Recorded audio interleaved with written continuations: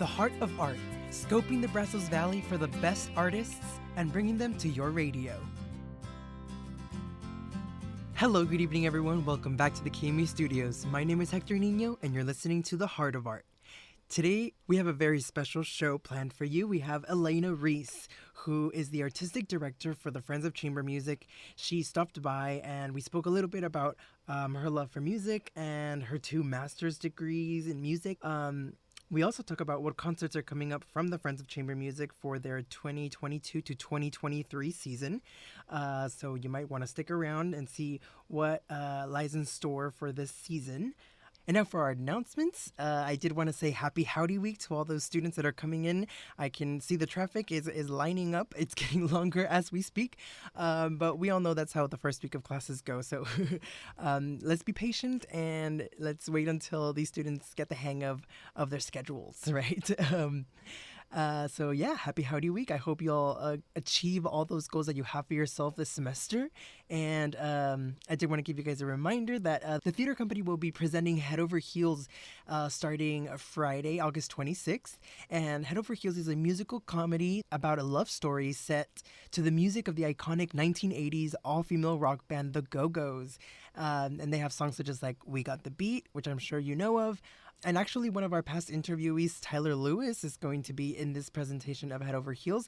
They play Pythio, and it's going to be a great time for the whole family. So make sure, if you can, go to the theater company, get some tickets because they are selling out. I did want to remind you guys of the email. If you have any artists that might want to be interviewed or if you have events that you want to promote to the community, make sure to email theheartofart@tamu.edu. And I encourage any of you students listening to please reach out if you are an artist and you want your art to be observed by the Bryan College Station area. Please reach out. All right, let's start the show.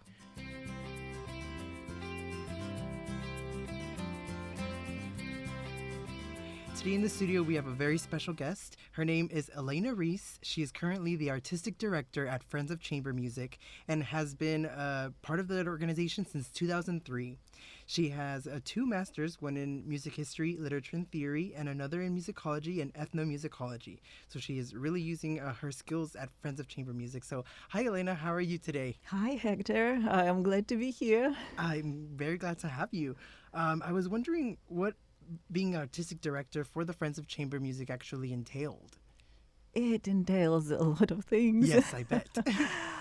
We try to make a good balance between our artistic desires in forming our season and our financial means, Right. which is not an easy thing to do. So basically, it entails forming a season, Right. working with a list of prospective candidates and going through it and trying to see which artist or which group suits us the best, is the better match for our upcoming season, why it is so. Then it also entails working with the agencies and trying to wiggle around their schedules, Right. because it's not an easy thing to find the time in the calendar when the artists are en route and when they are not flying specifically to College Station, but maybe to big metropolitan areas around us, and then can make a quick trip to College Station Bryan. Right. Yeah. So At least that is our intention every time. Sometimes, though, it happens that musicians come here specifically for our concert, for their concert here in College Station Bryan, and they are not having any other concerts in Texas, period. So, and those are very special situations for us, yeah, because definitely. it's such a missed opportunity if they're not coming Right, here. and also you asked about artistic direction. It's basically, it is that I try to see what's the best for the organization and the best for the area, for our listeners. Because again, we need to find a good balance.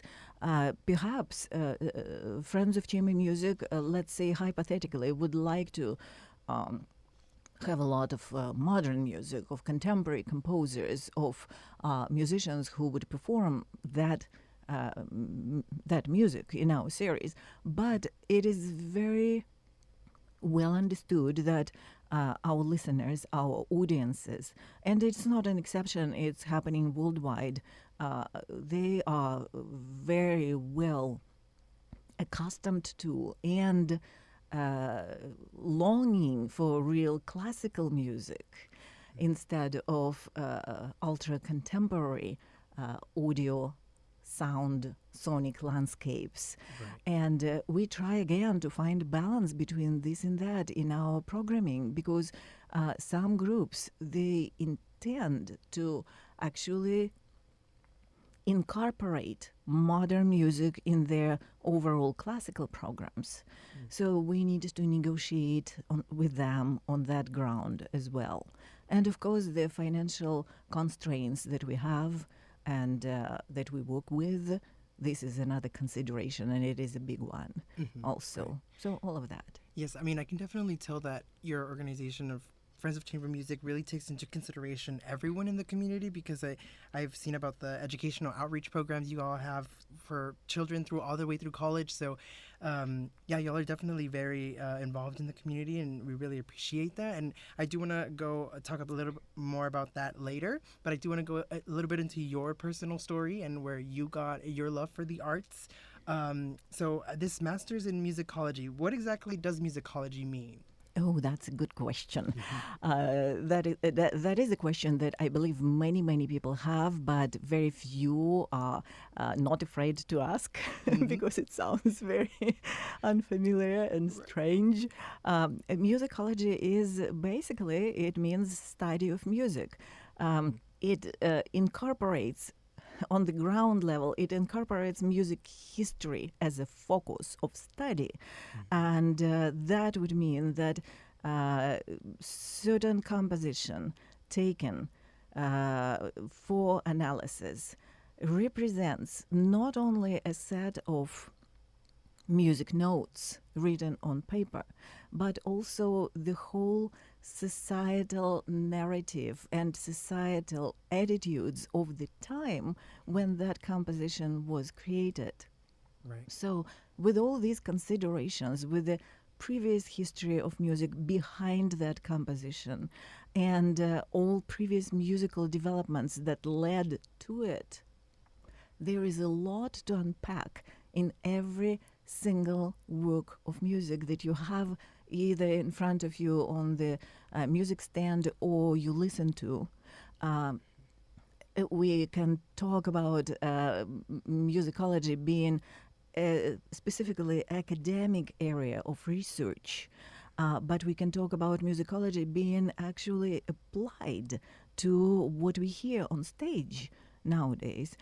For example, such a special field in musicology as research and as performance is early music, music of Renaissance, Baroque, and basically that is it, up to the classical era. So that music incorporates a lot of study about the instruments themselves, because obviously those instruments differ very much from what we have nowadays, and that musicological research could be applied to the performance today very well. And I hope that we will have and enjoy the one of the examples of it in our final concert of the season, this upcoming season. But we can talk about that later. Awesome. Where did your love for music begin? Were you in classes early on in your childhood, or how did you get into your love for music? I was born and raised in Russia, and at the time it was very typical for parents who were well educated and sought some good education and good cultural grounding for their kids to have some music in the child's life. Right. So yes, it was a very typical case. I remember my mom brought me to well, apparently my parents noticed or observed some interest that I shown to music around me, and my mom brought me to a music teacher, and I started there, and then it sort of never stopped because I went from that music teacher then to School of Music, then to the College of Music, then to conservatory, and sometime when I was in my probably high school, I realized that I wanted that to be my professional life. But it started very typical for many Soviet children that were brought up at that time. Yes, I have actually heard that before. Yeah, I guess they prioritize music as like a form of education, right? Like a form of knowledge, and I think that's really admirable. What was it about music that made you want to dedicate your life to it? I felt some connection to it on a very, I would say, basic emotional level always. And when I had that idea that I loved something, a piece of music that I heard, I had very simple and direct desire to learn how to play it. And in many cases, it was practically unreachable, that goal, because Ambitious. that would have entailed, yes, becoming a performing artist. But and I was not to be that. But at the same time, I found it very interesting to learn about how certain historic time, how certain time in human society formed certain music compositions, how they were connected intrinsically. And I found it fascinating to find that actually what this or that musical gesture represents, it's not only the out of the blue desire of the composer to project his own thought or his own emotion into into the music notation, but it is a sign of time. And that is a thought that was a thought that actually pulled me into musicology and into research. Wow, so it's more about like the societal context behind the music for you. Yes, exactly. Yes.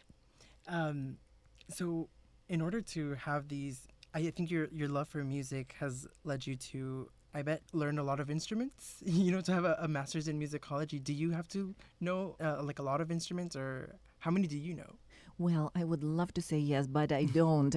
It's been piano all these years, Piano. so I have a minor in piano, and I taught when I was in Russia. I taught to some extent piano, but it was not my primary interest then. When I moved here, I started teaching piano privately, and then I made a big gap in that by going back to graduate school here. But now I am back to teaching piano, and I find it very enjoyable and very rewarding. And why did you choose Friends of Chamber Music to express that love for music? What is it about this organization that drew you? Was it about the community engagement, or what was it about? It was the openness of that organization. I remember it very well. The time when first or second time I attended the concert, it amazed me that people who actually put it all together for the audience to see the artists on stage, to hear what they perform, to organize all of that. Those people, the board members, were very open to ideas, very open to communication with me and with anybody. They were out there in the audience, having casual conversations with many members of the audience. And I was taken by it. And I thought, that's fantastic. I could be part of it. Right. So that was that, probably. hmm And now you get to do the same for others, right? Well, I try to. So what events do you have planned for this starting September, right? Starts the new season? Yes, we start new season in late September, September 29th. Great. And we decided to follow up on that great concert we had last season. It was the first concert of the season. We called it Jazz Prelude to the Season a year ago. Because we wanted to make sure that our audience understands it's not the main season start yet, but it is a special concert before the main season. Now, having that success and that great first jazz performance we had last year, we are incorporating it into our season, and we still start with a jazz concert. I'm glad you asked about that because we'll have an absolutely awesome musician.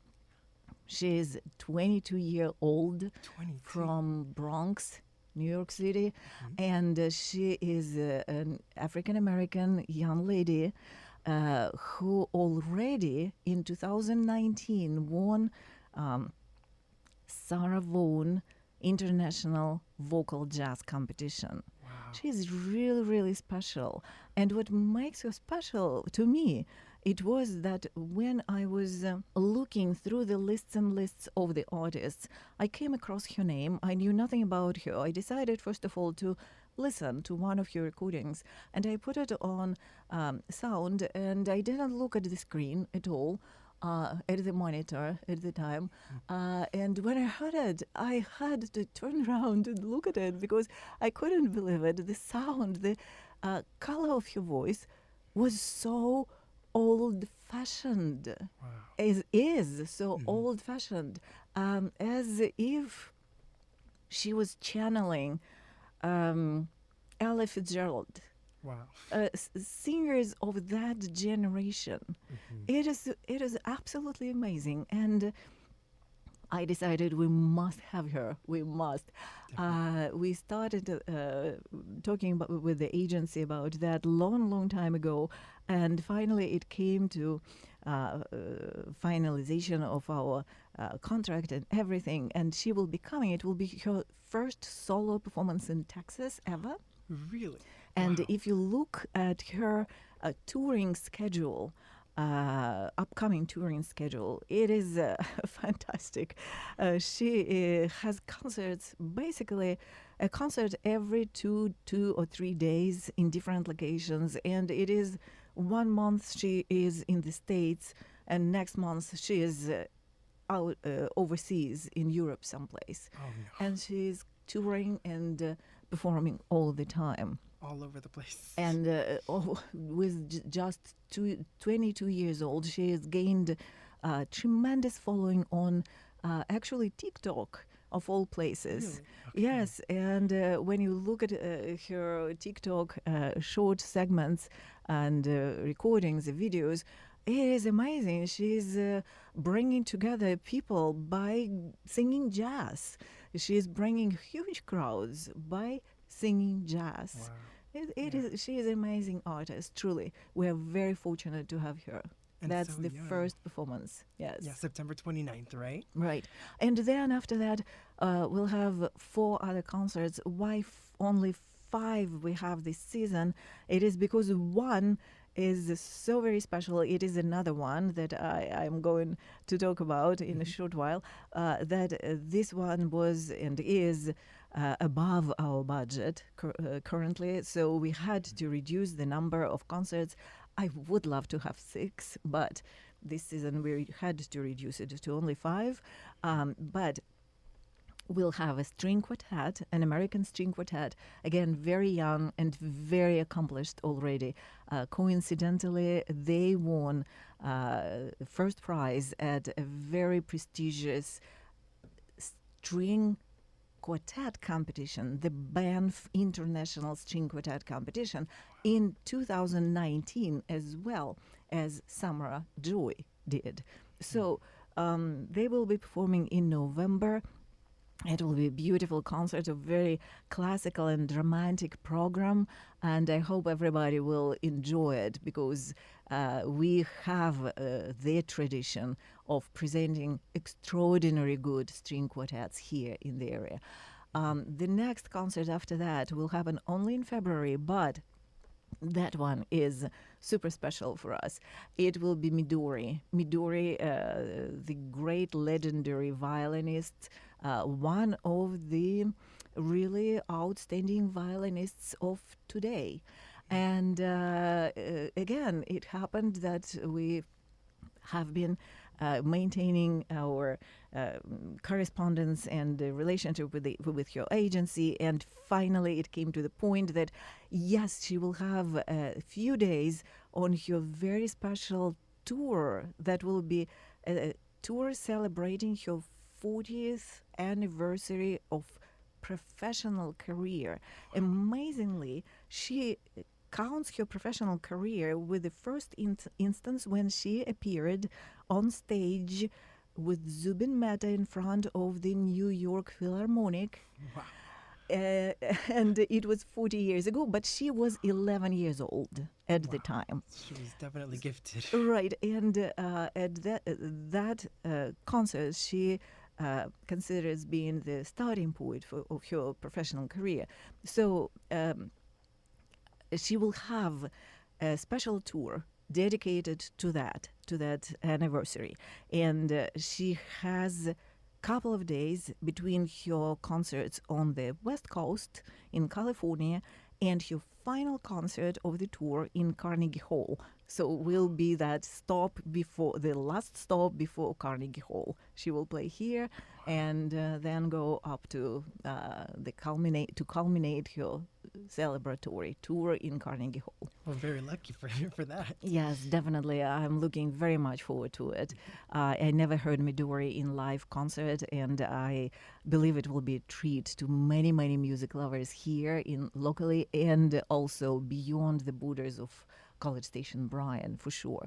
And then we'll have a very special, interesting fellow. He is a German organist, and Christian Schmidt, a young German organist. We decided to have an organ concert, which is not typical chamber music, considered the boundaries of what chamber music traditionally is. But we decided to go forward because I think that there has been a desire and sort of intention of public to hear a good public concert of organ. Yeah. And there is a huge tradition, of course, of organ music in churches around here. And we decided that that will actually benefit our season. And we are bringing that young and very audacious and very accomplished musician here.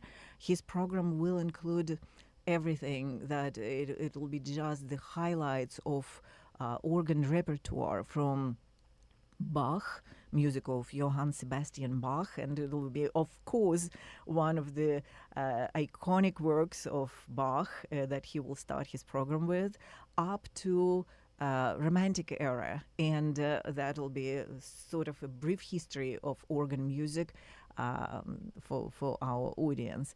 I hope that many people will appreciate that. And the last performance, it is the one that we talked briefly at the very beginning. It will be, I would say, an outstanding individual who resides in Houston, of all places, and teaches at Sam Houston State University. He is a world-renowned musicologist because he is a researcher in very specific areas of music. One is early music and music of early classical era, and another is music of Bruckner, of German composer, romantic composer. But I don't want to even confine him into by the boundaries of these two research fields, because he's much bigger than that. He is a keyboardist who is a master on all keyboard instruments. Wow. Organ, harpsichord, piano, forte piano, all varieties of keyboard. He plays it at a master level. He's a conductor, and he just formed his own early music group, and he called it Harmonia Stellarum Houston. And that will be that performance where there will be a rather large vocal group, strings, and those Baroque, late Renaissance instruments that we already briefly talked about. And it will be our last concert of the season. I hope that this will fill the niche for early music that we have been feeling like we have that lack of early music. We have been having that for a number of years, and I hope that it will be very well appreciated by our audiences. Definitely. Wow. There's so much to expect from Friends of Chamber Music. Thank you so much for listing that out for us.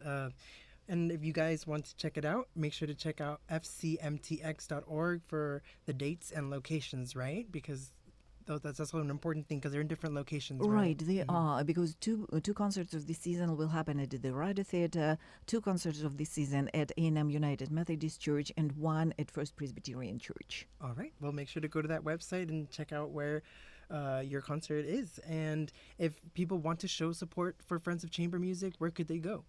Well, first of all, they could support us by volunteering for Friends of Chamber Music and approaching us by email. And email is very simple. It is info@fcmtx.org. And support, the financial support, it is that we live on support of our patrons, of our donors, of our loyal and very trustworthy followers throughout the years. And yes, of course, they can go to the website, or they can send their donation via check to our mailing address. But that mailing address is very simple as well. It could be found on our website easily. All right, awesome. Well, yeah, I encourage everybody to please support Friends of Chamber Music if you can, because they are providing great music for the Brazos Valley. And this has been Elena Reece, the Artistic Director at Friends of Chamber Music. Thank you so much for stopping by. Well, thank you, Hector, for having me. I appreciate it. It's been fun. Of course, looking forward to future collabs.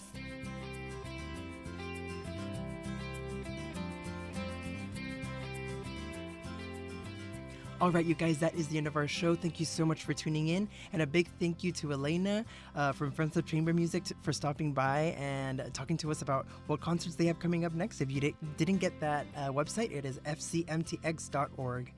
All right, have a great week and make sure to tune in next week. I'm Hector Nino, and you've been listening to The Heart of Art, a production of 90.9 KAMU FM. You can find all of our shows anytime at kamu.tamu.edu.